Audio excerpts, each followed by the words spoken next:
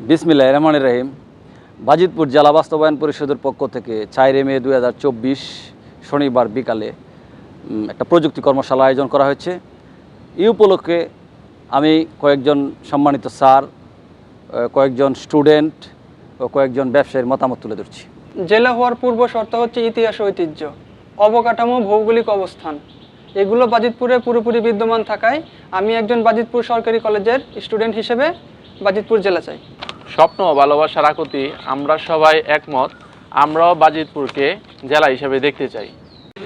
বাজিতপুরকে জেলা করার ইতিহাস সে ব্রিটিশ আমল থেকে। 1912 সালে কিশোরগঞ্জ মহকুমাকে ভেঙে 2 ভাগে বিভক্ত করে প্রশাসনিক কাজের সুবিধার্থে ব্রিটিশ সরকার বাজিতপুরকে মহকুমা করার পরিকল্পনা গ্রহণ করে। কিন্তু 1914 সালে প্রথম বিশ্বযুদ্ধ হওয়ার কারণে তখন সেই পরিকল্পনাটি ব্যর্থ হয়ে যায়। পরবর্তীতে বাংলাদেশের স্বাধীনতার পরবর্তী সময়ে বাংলাদেশের প্রথম শিল্পপতি জহিরুল ইসলাম সাহেবের উদ্যোগে বাজিতপুরকে জেলা করার পূর্ব পরিকল্পনা নেওয়া হয় এবং যখন বাজিতপুরকে জেলা করার পুরো পরিকল্পনা জেলা করার দ্বার প্রান্তে, তখনই কিছু কুচক্রী মহলের চক্রান্তের কারণে বাজিতপুরকে আর জেলা গঠন করা সম্ভব হয়নি। এবং বর্তমানে ডক্টর রাসবিহারী ঘোষ এবং বাজিতপুরের সচেতন জনগোষ্ঠীর মাধ্যমে দেশ বিদেশে বর্তমানে বাজিতপুর জেলা চাই আন্দোলন ব্যাপকভাবে আলোড়ন সৃষ্টি করেছে। তাই আমি একজন বাজিতপুর কলেজের ছাত্র হিসেবে বলতে চাই যে বাজিতপুর জেলা চাই, এটা আমাদের বাজিতপুরের মানুষের প্রাণের দাবি। ভৌগোলিক এবং অর্থনৈতিকভাবে খুবই গুরুত্বপূর্ণ একটি উপজেলা বাজিতপুর। আমাদের বাজিতপুর উপজেলাতে সর্ববৃহত্তম মেডিকেল কলেজ আছে এবং হর্টিকালচার আছে, যার কারণে বাজিতপুর উপজেলাকে একটি জেলা হিসেবে আমি দেখতে চাই।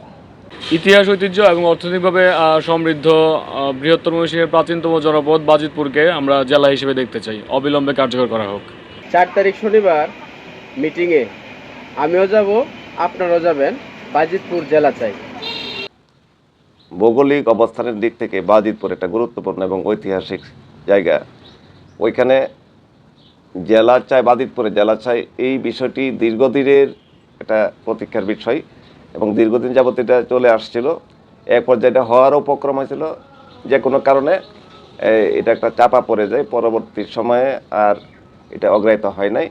আশা করি দলমত নির্বিশেষে সবাই আমরা এক বাক্যে, এক যুক্তিতে বাজিতপুরের বিভিন্ন এলাকার সাথে বাজিতপুরের যে একটা ভৌগোলিক অবস্থান, এটা অত্যন্ত সুন্দর এবং বাজিতপুর জেলা হওয়ার যোগ্যতা রাখে। সেই হিসাবে আমি চাই যে বাজিতপুর জেলা হোক।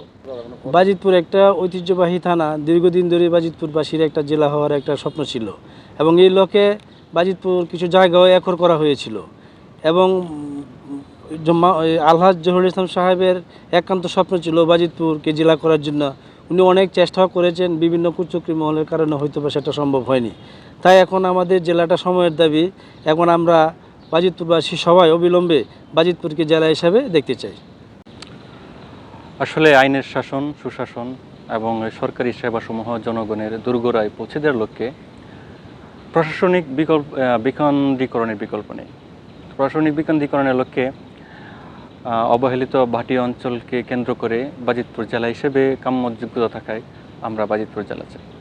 বাজিতপুর জেলা বাস্তবায়ন আন্দোলনের বাজিতপুর জেলা চাই সকলেরই মতামত দেখলেন, সকলেই একমত যে আমরা সবাই ইতিহাস, ঐতিহ্যে, ভৌগোলিক অবস্থান, অর্থনৈতিকভাবে সমৃদ্ধ বাজিতপুরকে আমরা আসলেই সবাই জেলা চাই। আর আমার কথা হলো, প্রত্যেকটা এলাকার বা প্রত্যেকটা জাতির মানুষের মধ্যে নিজেদের মধ্যে একটা আত্মার টান থাকতে হয়। যে এলাকার মানুষ নিজেদের মধ্যে পারস্পরিক মমত্ববোধের অভাব থাকে, অন্তর্দ্বন্দ্ব থাকে, তারা কখনো নিজেদেরকে পারস্পরিক মর্যাদার আসনে অধিষ্ঠিত করতে পারে না। কিন্তু এই দিক দিয়ে আবার আমরা সেরকম না। বাজিতপুর জেলা প্রশ্নে আমরা সবাই এক, আমাদের মমত্ববোধের কোনো ঘাটতি নেই। আমরা একে অপরের সাথে দল মত, চিন্তার পার্থক্য থাকতে পারে, মতের পার্থক্য থাকতে পারে, পথের পার্থক্য থাকতে পারে, কিন্তু জেলার প্রশ্নে আমরা সবাই এক ও ভিন্ন। আমরা সবাই একমত, আমাদের পারস্পরিক মমত্ববোধের কোনো ঘাটতি নেই, কোনো অন্তর্দ্বন্দ্ব নেই। আমরা সবাই বাজিতপুরকে জেলা চাই। আসুন সকলেই একসাথে কাজ করি।